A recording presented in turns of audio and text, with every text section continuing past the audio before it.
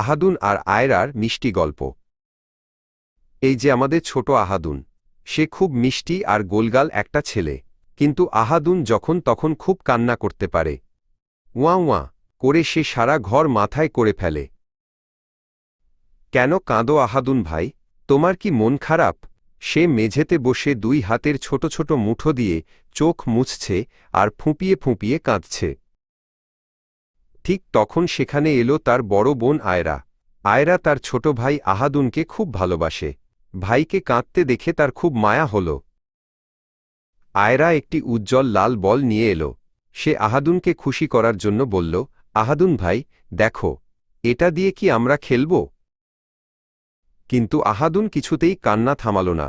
এবার আয়রা তার দুই গাল ফুলাল এবং চোখগুলো বড় বড় করে একটি অদ্ভুত মজার মুখ করল।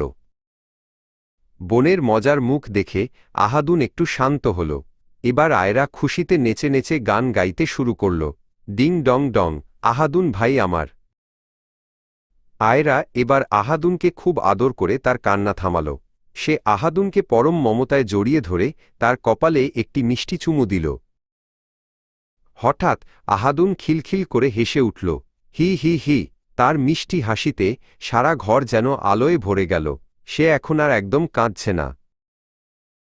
এবার আয়রা আর আহাদুন মিলে মেঝেতে বসে রঙিন ব্লক দিয়ে সুন্দর একটি মিনার বানাতে লাগল।